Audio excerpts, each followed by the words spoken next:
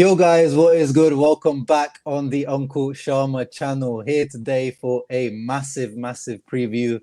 The biggest match of the season for me always is Inter versus Juventus. There's no denying for me on that. And I've got the best guest possible for this match.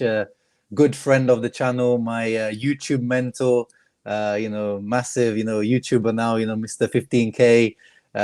G Just Juve, or as I call him, Beppe. Thank you and welcome on the channel, bro. Ciao Raul, thank you for the invitation. I'm super happy to be here. It's quite early in the morning. Usually I do, like 12 hours later around the midnight. But super happy because indeed, Inter Juve, it's the game. Exactly. And once again, guys, I am doing this, using my mobile phone, so I can't pull anything on the screen. So it will just be me and Beppe's face, but very nice faces. I hope that you guys enjoy. And did you like the thumbnail I made for you, Beppe? I made you look like one of the players. Perfect. I loved it. You next to Lautaro, looking like you're ready to give him a crunching tackle. Yeah, let me see quickly who is in the house. We got Anthony Rico in the house. What's up, brother? Now Biggie in the house as well. Nerazzurri Netherlands in the house. White suburban kid. What's up, brother? And actually there's one. There looks like there's one G Just Juve fanboy in the house as well. Locatelli will show into the level. Satyajit. Yeah. I'm sure the Beppe fanboys will come through as well. But everyone, make sure to be respectful on this channel. I've had to ban some Beppe fanboys in the past on my channel. So we know it's a big rivalry into Juve, but try to be respectful because me and Beppe are good friends anyway. But yeah, Beppe, man. Inter, Juve. How are you feeling going into this game? I'm really nervous going into this one because of Inter's form is a little bit up and down at the moment, and you guys are like you started off really bad, and it was quite funny to watch you guys at the beginning, but now Allegri looks like he has the control of the team once again. Was it 4 1-0s in a row, 5 1-0s in a row? 4. So yeah, it's this is peak Allegri ball, jihadi ball. How are you feeling going into this match?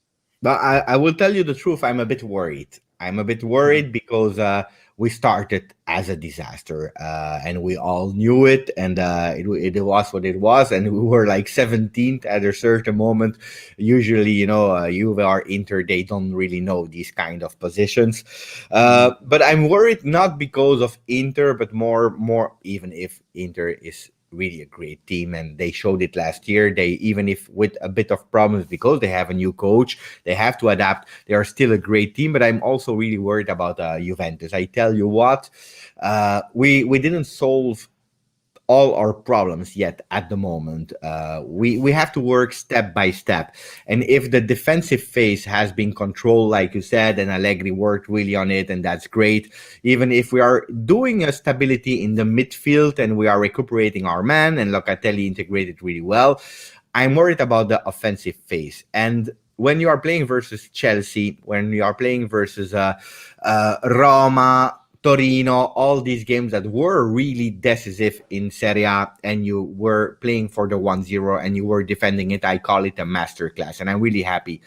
But if you are playing versus Zenit in Russia, that is always difficult. But if you are playing versus Zenit, where it was not as decisive as Serie A because you already had 6 points on 6, and you tried to have another game than Chelsea because you were trying to attack, and then you lack in offensive creativity, and you have to score at the 86 with a cross of someone that is on fire at the moment, Lord De Sciglio, then it means to me that you didn't solve all the offensive problems, and the team is not 100% ready yet at the moment. So that's why I'm a bit worried more for Juve than what I think, because 1-0 is beautiful, but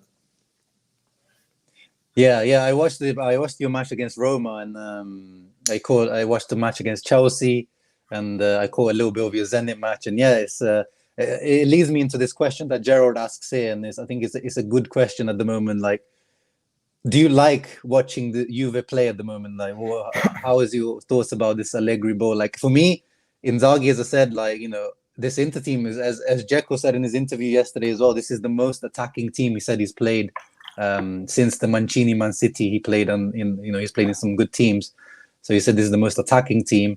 But as we know, as Inter fans, we were saying we seem to have a little bit of issues defensively. But visually, this is a very nice Inter team to watch. What do you feel about your Juve team? It's a really great question from Gerald. I think we have to do a difference. I saw also a meme online that was totally correct. 2018, when the last year of Allegri, it was quite boring and annoying, these kinds of wins with 1-0, not a beautiful game. These famous quotes like, if you want to be entertained, go to the circus, and I was also bored. On the other hand, the last 2 years where we tried to have European offensive football and we failed, even if we won with Sarri, we failed. And then last year we totally failed, even if we still won 2 cups that not every team is able to win it. But I'm not bored. I'm not bored. I was at the Juve Roma game, and there is also some magic in that, being able to defend. I'm super happy with winning, and that's for me as a supporter. And I believe, in football, you can do whatever you want, but what's important at the end is winning. Winning is the most important thing. And there is a difference in how we started, how we were playing. And I think that a lot, maybe not all, but a lot of Juve fans, they went through a process of games where we tried and we were not able to, and we were losing. That whatever happens this year, but also seeing the progress that the team is doing with the beautiful tackles, defensive tackles of a Danilo, for example, having again a Chiellini, Bonucci, De Ligt, that they are able to close everything. I think it's also beautiful to see. It's not only the offensive phase that is important. Now, for sure, if you are winning 9 in a row, you expect something better. But I think that a lot of Juve fans realize that at the end, you can do whatever you want. You can play as beautiful as you want. What is beautiful, on the other hand, it's the result that counts. And at the moment, 6 wins in a row, it didn't happen since like more than 1 year. So I'm happy. Yeah. Yeah, no, it's funny as you mentioned, like you go when you were winning, you got bored of you almost got bored of winning, in that way, and then now it's like because it's a different level, you're fine with whatever way that takes to win, you're fine with it. But Yeah. with Inter fans, I tweeted this yesterday. It seemed like, I don't know, it's maybe because of our heritage in terms of Helenio Herrera in the '60s, and like even in the recent times like Trapattoni, Mourinho, the winning Inter teams have always been solid, defensively first.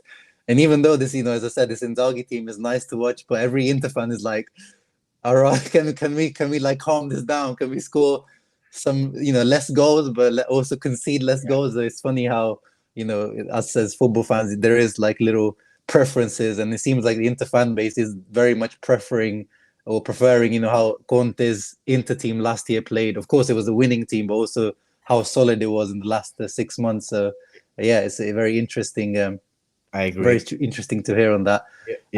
What about? Oh, sorry. Continue. Before the next question, just a funny thing. Yeah. Last year on my channel, people came and they called Juventus Backpass FC. I was tired of that name of Backpass FC, and now they start to call us 1-0 FC. I prefer 1-0 FC than Backpass FC, to be honest. Yeah.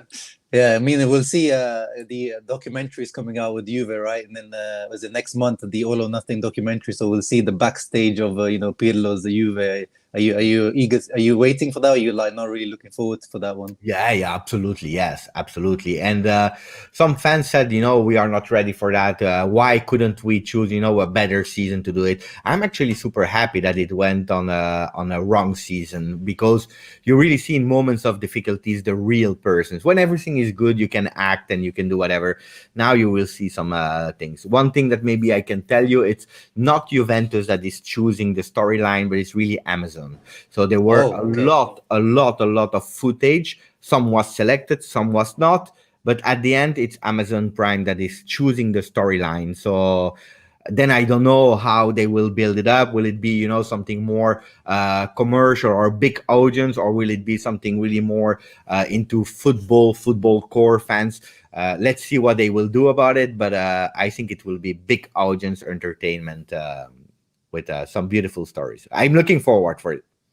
Yeah, I'm sure there'll be some meme content for a non-Juve fans as well to take. But no, I wish Inter. I always see fans are always scared about these documentaries, but as you said, like I don't really care if it's a bad year or a good year. I want to see. I would like to get an insight into what's happening in my club. Like even 2 or 3 years ago when the Spalletti, Cardi, Perisic drama that was going on, I would have loved to.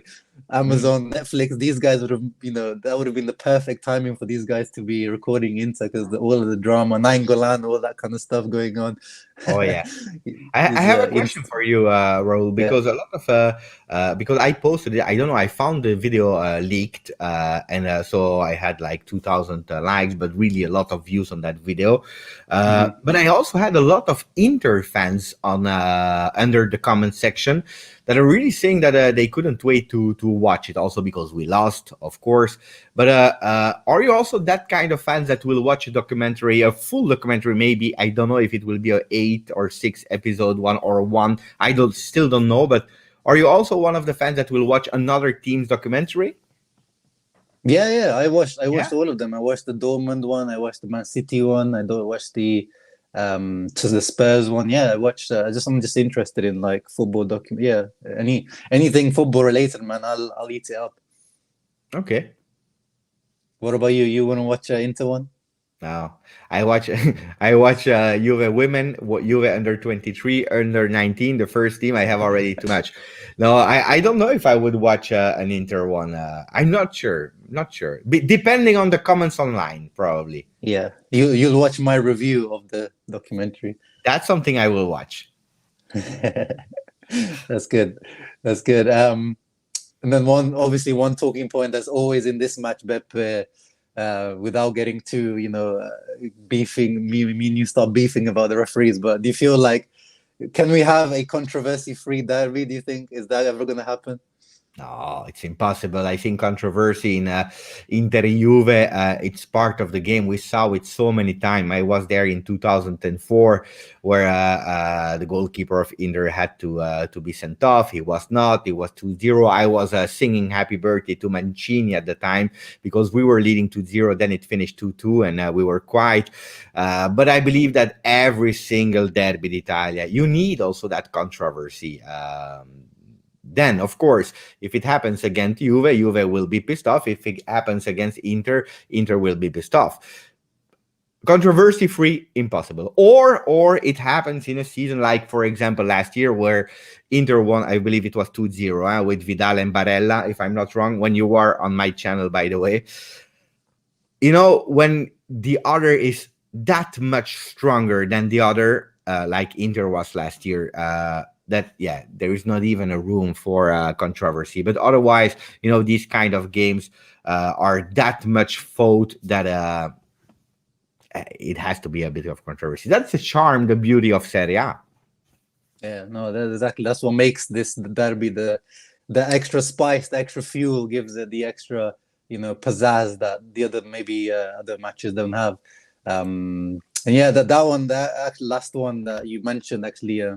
We had the 2-0, but then after that, the second match we lost 3-2 away to you guys, and that was actually when we lost to you in the Coppa Italia as well. That was when Pirlo went to this kind of much more defensive, 4-4-2 deep block. I remember, so I think Allegri deserves a lot of credit, and I still think he's one of the best coaches out there. But I feel like, tactically speaking, this is one of the easiest things to do. Like even Pirlo, going to a 4-4-2 low block, covering the lines, covering the runs. I think that's one of and especially when you go Bonucci, Chiellini at the back, that's one of the easiest things to do. So as you said, long term, is this going to be producing the results for you guys? So that's what I'm interested to see. But also, you guys did play really well when you played like that against us. We struggled to break you guys down. So this is one of the things I'm worried about, breaking you guys down. But easiest, yes. But then if you read the book of Allegri, if you know a bit of Allegri, he said the easiest things are the most difficult things to do. I think that Juventus had so many problems. One of them is Ronaldo leaving the team, and we heard the words of Bonucci, Chiellini in the recent days. They were really saying that they were unconsciously playing for him or trying to find him, where sometimes it Yeah. was possible, sometimes it was not possible. Where leaving Ronaldo, already with the Serie A starting, created a shock, and you had to reinvent yourself. And in the beginning, it was really a shock, and we didn't start well. It was so much a problem because last year, even if we were winning 1-0, we lost that much in confidence, but really a problem in confidence that Allegri had to work on solidity in defense, but also confidence in the team to be able to manage parts of the game. At the moment, we have a problem also. Juventus has a problem because if you see the type of players we have Chiesa, we have Kulusevski, we have Morata, we have Cuadrado. A lot of our offensive players are counter-attack players. Yeah. So Allegri adapted to the players we have, missing Dybala, that is probably offensively the only one who's not a counter-attack player. He's not there. So you have to invent something that is working with who you have. And a lot of people are telling me, why is Juventus going for a striker? Because you have already so much offensive players. It's because of that, because you need to have other type of player and solutions. And until we don't find a solution with Dybala at the center of the project, playing maybe in a 4-2-3-1, because we played that 20 minutes versus Sampdoria, we played with a 4-2-3-1 with Dybala behind the striker, with Morata being able to do density into the box, and with the two wingers. And then 20 minutes later, Dybala was injured, and then even Morata, where the plan was over. I think the idea of Allegri is not to continue at long term to be a 4-4-2, but you are doing with the necessity you have today. And that's why Bonucci is always starting at the moment, because if you have only counter-attack strikers or offensive player, who's able to put them in front of the goal? It's Bonucci. Bonucci did it versus Chelsea with that assist. He did it versus Zenit with that really long pass for De Sciglio. I was looking the stats of Bonucci versus Zenit. 20 long balls, with 15 of them succeeded. That's 75% of succession. I think it's really the necessity of the moment that makes that we are playing like that, but I don't believe it's a long-term plan. Yeah, no, I think of course you have to have different solutions as you just mentioned. What about in terms of the lineups as we can see down there? Is that what you're expecting? Tech, Danilo, Bonucci, Chiellini, Sandro, Cuadrado, Bentancur, Locatelli, Chiesa, Bernardeschi, Morata. Is that the expected lineup for Juventus? Can be. Yeah, I was listening today. De Ligt will probably be on the bench tomorrow. And then I was first thinking that Arthur might have started. I was really thinking that, but today was clear after the words in press conference that he's still not ready to start the game. Then Allegri always have that last minute surprise, but it can be that Arthur will be on the bench, and that's the correct lineup. I think so. A lot of people are saying I let De Sciglio play because in a really great moment. I believe that after the two beautiful performance, also psychologically, Allegri want to keep that momentum of De Sciglio, and he will not let him play from the start. Just because he played two great games, resting a bit, and then from the next game he can enter because it's a big game, and he doesn't want him to flop, I believe. That De Sciglio Allegri love story is amazing. It looks like De Sciglio, Do Nascimento, Dos Santos now, like De Sciglino. I don't know what this guy gives him in the dressing room. But you know what? It's easy. He gives him confidence. He knows him from 3 years at Milan, 3 years at Juve. And that's something that he's doing well, but not only with him. Or look at Bentancur. Bentancur will never be a world-class player, but how he's playing this season with a three-man midfield with specific tasks, because last year was also trying to be a regista to think. Bentancur can't think. He's not a player that has to think. Bentancur, he has to do one task and do it well. And listening to a Locatelli, for example, that is telling him what to do, and then Bentancur is performing really well. If you ask Bentancur to think and to be the master in the midfield, then you create problems. So, the confidence that he's giving, like he gave to Szczesny, where, we talked about it recently, about our goalkeepers. A lot of people were saying Szczesny out after the 2-3 horrendous games he did. We persevered on giving him confidence, and look, he's back on his level. So confidence, that's the word. Yeah, no, definitely, bro. And you see now Szczesny's back to good levels. I think Juve fans definitely overreacted on the Szczesny front. What about in the back line? You said De Ligt on the bench. Are you happy with that? Yeah. No, I'm happy. I don't care, actually, to be honest, because we have 3 world-class defenders, center backs. It's normal that you rotate and you adapt to the game you have to play. Dzeko is the kind of player that Chiellini loves to man mark. So you adapt to them. And when you have Chiellini, when you have Bonucci, when you have De Ligt, of course one will be on the bench until the moment that they are ready to play with 3 in the back. But even then, you don't have then a rotation, because Chiellini has no 38 games in Serie A in his legs anymore, So it makes sense. I have really I see some controversy online where De Ligt will leave because he's not a starter. He played versus Zenit in Champions League. Now he's rotating. And I tell you, at the moment, without Dybala, we're lacking creativity on the front. And that's why we have Bonucci playing every game. From the moment that we'll solve that, also Bonucci will rotate. And I wanted to say hello to I Am Nate. I love Felix the cat. I really love Felix the cat because he's a black and white cat. Now I Am Nate, he will change his profile picture. You got him there. I have to admit, you got him there. What about Chiesa? He's is he going to play up front? And he doesn't look good up front every time I've watched Chiesa this season. So what do you think about Chiesa? And do you feel like he could be? He usually is a big game player. How do you think he will perform? He's tired. He's really tired, and I was expecting to see him on the bench versus Zenit. He's playing every single game, but also, with Italy, I didn't understand. He played 90 minutes in the first games, 80 minutes in the second game.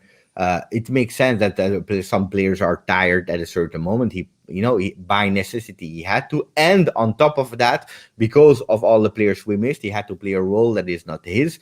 Then Chiesa can change the game. He's a game changer, depending what motivation he can have, because Inter Juve, it's stronger than your physical condition, I believe. It can find some things in you that probably you will not have in Inter Verona or Juve Verona.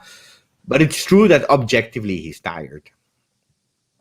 Yeah, no, he played every single minute for Italy, didn't he? And his style of play is so demanding as well.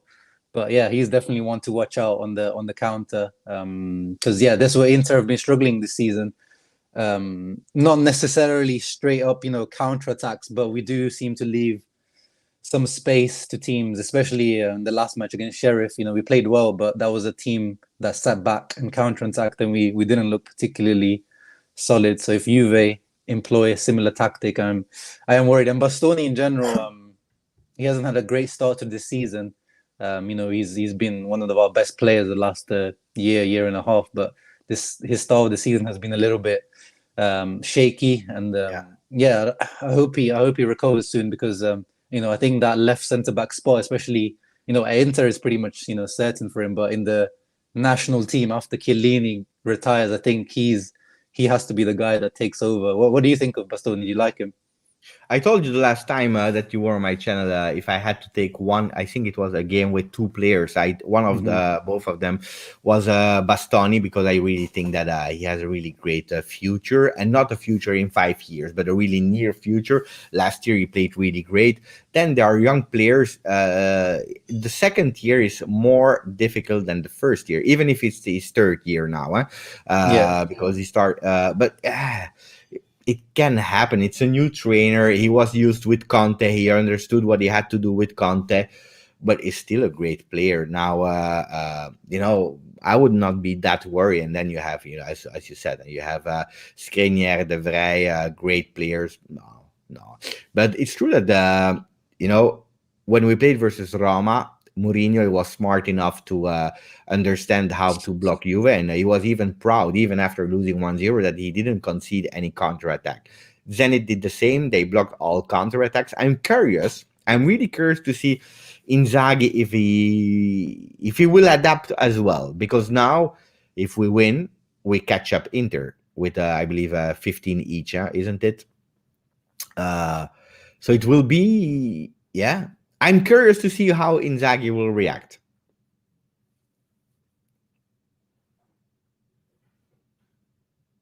We lost Raul. It's okay, guys. So while Raul is back, I will take the comment sections. So what about Arthur? And then when Raul is back, he will take the lead again. But meanwhile, people asked Beppe, what about Arturo Vidal? Do you consider him a traitor or not? Look at that. I won, guys. I'm mastering the Inter channel of Raul. I love that. So are you back, Raul? I'm back. I'm sorry. No. I was taking the lead on your channel. That was something that will be written in history. Definitely. Thank you for taking over there. What did you say? Just quickly. No, meanwhile you were not there. I saw a comment of what about Arturo Vidal, but I think I lost the comment. No, it was the Game Mans who said, Giuseppe, welcome here. Thank you. What's your take about Arturo Vidal? Do you fans of Juve consider him to be a traitor? The fans are split on that topic. You have a lot of people who are saying yes, he's a traitor because as a Juve player or actually as someone that really loves Juve, you don't go to Inter. Mm-hmm. They are professionals. We saw so many things in history. One of the biggest examples is Marcello Lippi. He failed at Inter, but he still went to Inter. You have Tardelli. You have so many players that went from one team to another. Guys, what had Arturo Vidal, what could he do? He really wanted to go back to Juve. At the end, Juventus didn't go all in for him. He waited until the last moment. Then he went with Conte. I don't consider him a traitor. It's part of the game. Then, of course, we are fans. And, I'm on the Juve channel of Twitch. I don't believe that if one day it's finished, I will go to the Inter channel. I think it's impossible for me to go there because, I'm the face and people know that I'm from Juve. So we fans, we can't change team. But players, they are professional, and he did a choice that he thought it was the best for him. So I don't consider him a traitor. A lot of fans do. Yeah, no, and I love Arturo as a. When I came on your channel last time, we were joking that how is he gonna get a red card? Is he gonna do a handball or take a tackle for someone from behind? But in the end, he was like one of the best players of that game. Probably his best game in the Inter shirt. That was it was his first goal with Inter, if I'm not wrong. Yeah, first goal. And since then after that, actually, he kind of he had injury issues and stuff, so he wasn't that great. And Inter fans criticized him a lot last season, and I defended him a lot. Was made out to be Arturo fanboy, but this season he's looking a lot better. He's looking fit. I think last season Conte was trying to force him to play even when he wasn't 100% fit, and this season he's actually 100% fit. We still see some videos of him, out in town drinking and getting he's doing like a little rolls on a Ferrari in the Lake Como. I've seen that video. I saw that video. That's one of the reasons why we stopped with him at Juve. That's unfortunate, but then when he's on the pitch, he's great. Who's this guy here? Beppe, what are you doing, man? You don't need to do this whilst you're right here. I should be paying you to be on the channel. Look at that. No, but it's a beautiful message, huh? We have to say it. Okay, that's long enough. That's I'll give you 5 seconds for that. It's enough. On the Inter side, as I was saying, I want Arturo Vidal to start, man. the predicted lineups have Hakan starting, Çalhanoğlu, who has been injured in the last 2 games, but he has been unconvincing. I don't think he's been as bad as Inter fans are making out for him to be, but I feel like Vidal, he was my man of the match against Sheriff.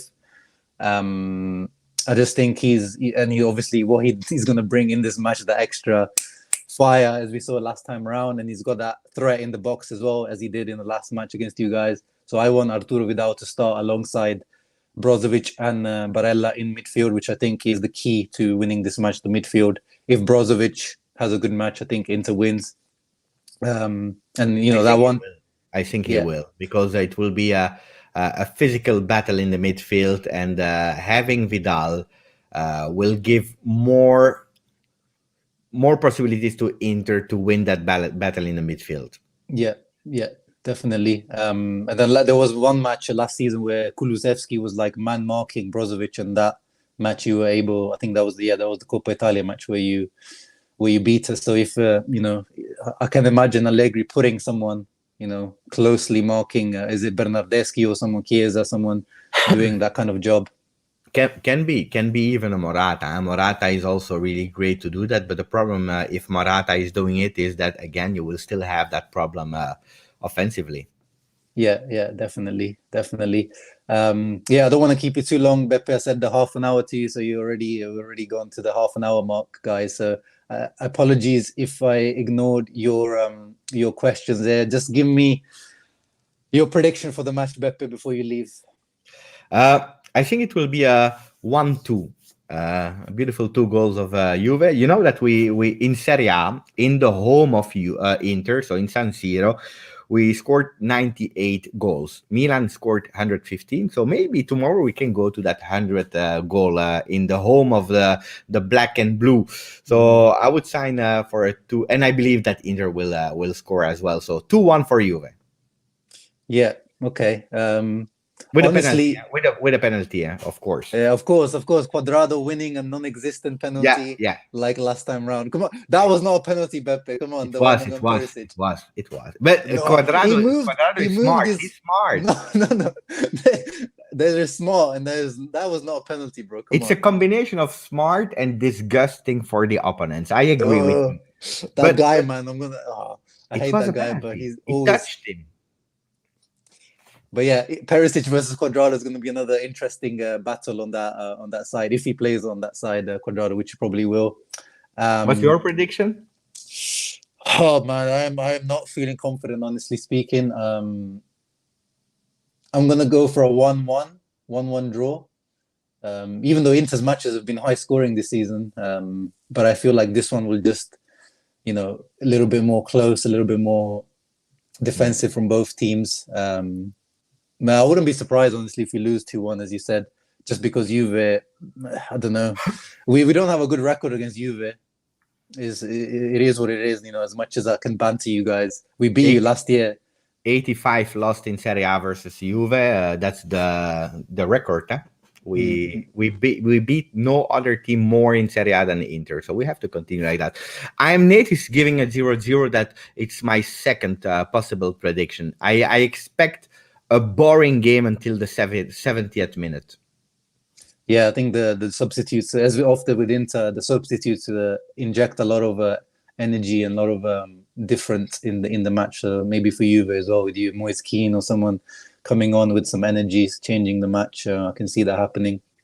Yeah, a lot of Inter fans not particularly feeling confident. Zach is feeling the 1-0. Nerazzurri Netherlands 2-1. Yeah, I'm gonna go for a 1-1. A 1-1, man. And I'll be happy with that, honestly. It was already a season-defining game, but honestly, a draw, I'll be happy with that. If you're happy with the draw, I'm happy with the win. No, because with the win, you guys catch us up on the table. But yeah, and of course, it's going to be a sold-out San Siro. Can't wait to watch the match. It's going to be very loud. It's going to be very intense. Fantastic to see crowds back in the stadium. How was it, the Juve game as well? The Juve stadium, was it back to normal there? But normal, no, because normal is full attendance, and but it was the first one with 75% capacity, was not fully reached. Also, we came from 2 games of international break in the Juve Stadium, Belgium, France, and Italy, Belgium. Then the women game, and that was the 4th one in 1 week. It should not be an excuse because Juve Roma is still Juve Roma. But I saw again supporters starting to support, that Juve has some problems with ultra that are protesting and so on. So it was a better atmosphere than I expected, and I was super happy about that. Yeah. But it was an amazing experience. You know what was funny? I was in the media area, so I had the game in front of me live, and then I had a small screen next to me to see the replays. It's a beautiful way of living football to have both of them live and then the television. Nice. Yeah, no, it did look really good. The pictures that you putting on Twitter, and yeah, I know the answer to this question because he told me last time. It's Barella, right? But I think it's Inter as a team that is really strong, and I'm fear if there is one player tomorrow that can really make the difference. Let me think 1 second. Goat Liardini. No. Gagliardini, is a Juve fan. He goes to the Juve stadium to watch our games. That's true. That's true. Skriniar. Tomorrow Skriniar can make the difference. Yeah, in the set pieces. We are really weak on set pieces this year. We already conceded 4 goals on corner kicks. Skriniar can make the difference there. Yeah. Yeah, and for me, Chiesa. But yeah, guys, thank you very much for joining us today. If you're here, 35 people here right now, make sure you're leaving a thumbs up. And Beppe, yeah, you if you don't know about Beppe, you're living under a rock. This guy is the best channel for Juve content. Anything else you want to add, Beppe? No, I'm super happy again to be here on the channel. I always say it's not because you don't like the other club, that is Juve fans don't like Inter or Inter doesn't like Juve, that you can't be friends with Interista, with Juventini, because at the end it's mutual respect. For me, it's 90 minutes of supporting my teams, and the other ones I really don't like them. But after that, I'm super friend and respect, and I think that's something that we should learn from each other, especially on social network, is banter. You do it, but you have also to accept it from the other team. And banter is really fun. That's the beauty of football, but always respecting the individual. And that's something that we have to, as I believe, as content creator, I try to educate also the people on my channel, but we should do that. And like you are doing now, inviting me, like you were invited to my channel, is educate people to do banters, because without banter it's not fun. Do the banter, but respecting. Exactly, and I think you're a great example of that. You invited me on your channel one time, so that's we had to make sure that you came on my channel as well, and hopefully you're not bad luck like I was bad luck to you guys when I came on your channel. That's why I came, huh? That's why the only reason I came, and then we finished when Raul when I asked Raul to come, he came, and then we lost 2-0. And a lot of people said it's because of Raul, because he went, an Interista came on the channel. And that's why I really wanted to be there today, so that I can take it back. I want to win now. Let's see your superstitions. It's true.